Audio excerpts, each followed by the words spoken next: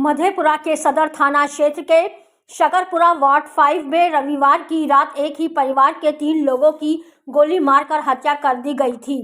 महज 60 घंटे में ही पुलिस ने मामले का उद्भेदन कर घटना में शामिल अभियुक्तों को गिरफ्तार कर लिया है। गुरुवार को कोसी रेंज के डीआईजी शिवदीप वामन राव लांडे ने एसपी कार्यालय में प्रेस कॉन्फ्रेंस कर बताया कि यह हत्या जमीन विवाद में हुई थी।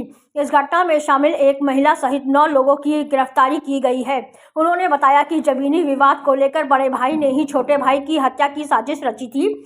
घटना में इस्तेमाल हथियार को भी पुलिस ने बरामद कर लिया है।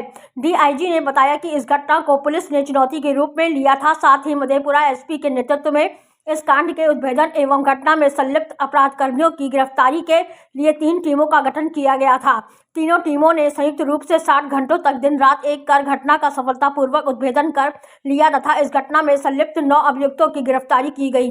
डीआईजी ने बताया कि इस घटना में संलिप्त अपराधकर्मी अमरेंद्र शाह सुपारी किलर तथा निरंजन शाह पेशेवर अपराधी हैं। इनके खिलाफ विभिन्न थानों में कई मामले दर्ज है।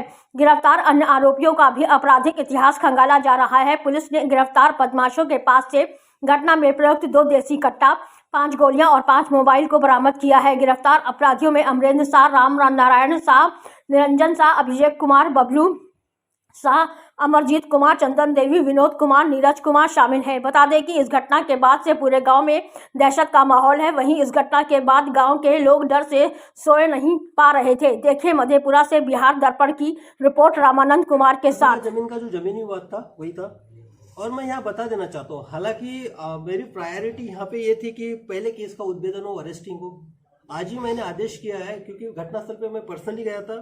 वहाँ के जो थानाध्यक्ष है भराई ओपी के मुकेश कुमार, तो कुछ ऐसे बिंदु थे जो एक अनुसंधानकर्ता को ख्याल में रखने चाहिए थे। उसके साथ साथ वहाँ पे कुछ लोगों से बात करने के बाद और बाकी के आसूचना संकलन के बाद आपस में 1 हफ्ता पहले कोई घटना होने की भी बात आ रही थी, जिसके बारे में तत्कालीन थानाध्यक्ष को पता नहीं था। तो जब कांड का उद्भेदन होकर सारी चीज़ हो गई, लेकिन हाँ मैं ये मानता हूँ कि वहाँ के थानाध्यक्ष द्वारा इसमें कोताही बरती गई है। इसलिए मैंने आज ही तुरंत आदेश करके उसको डीआईजी के आदेश से निलंबित किया है और विभागीय कार्रवाई करने के लिए एसपी मधेपुरा को बोला है कि वो आरोप का गठन करके उनके खिलाफ विभागीय कार्रवाई शुरू करेगा। ये झगड़ा जमीन का किन के साथ था? उनके जो भाई है साई है भाई, उनके साथ में था। और सरप्राइजिंग ये है कि जिस दिन घटना होगी उसके बाद ही वो गायब हो गए। तो ट्रैक डाउन करना काफ़ी डिफिकल्ट था। टीमों ने अपना काम किया, मेहनत की।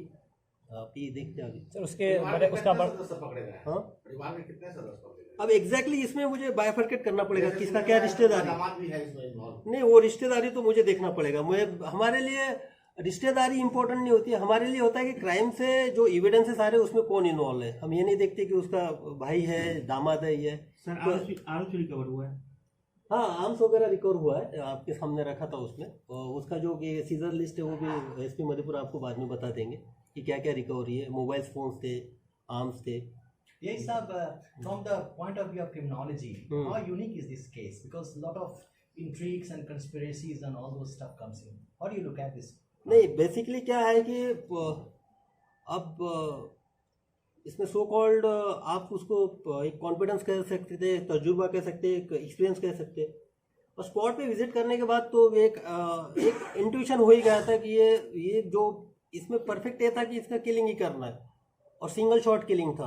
इनफैक्ट जो लेडी का ब्लड जहाँ पे दिख रहा था तो वो सोई अवस्था में पिन पॉइंट मारा गया था उसके सर में। तो इससे क्लियर हो गया था कि एक एग्रेशन के साथ और किलिंग ही करना है। तो एक यानी किसी को किल ही करना है तो इसके पीछे एक तो स्ट्रॉन्ग रीज़न हो सकता है रिवेंज का। तो एक तो ये हो सकता है और दूसरा हो सकता है तो या तो ग्रज हो उस टाइप से कि वो किलिंग करनी है। तो उसी एस्पेक्ट से हमने दोनों एस्पेक्ट से देखा था कि हो सकता है कि जो उसकी तीसरी वाइफ थी, सुनने में आ रहा था कि वो उनको छोड़ के चले गए और सोर बाजार से बिलोंग थी। तो हो सकता है कि वो भी एक एस्पेक्ट हमने देखा कि वो ग्रज के हिसाब से भी कुछ हो सकता है। टाइमिंग ऑफ दिस किलिंग, किसी रिपोर्ट में आया न्यूज़ में कि उस रात शादी थी, वहाँ बहुत सारे फायर क्रैकर चल रहे थे or that gunshots were camouflaged with the sound of the नहीं ये अभी ये What चीजें is तो this, नहीं ये reality about investigation this, sir? नहीं ये चीजें इन्वेस्टिगेशन में तो अभी आई नहीं है। बड़े बेटे ने बताया कि हत्या जिस दिन हुई उसी दिन उसको धमकी मिली थी फ़ोन पर और रात में हत्या हुई। नहीं ये इस बारे में तो मेरे पास तो कोई जानकारी नहीं है।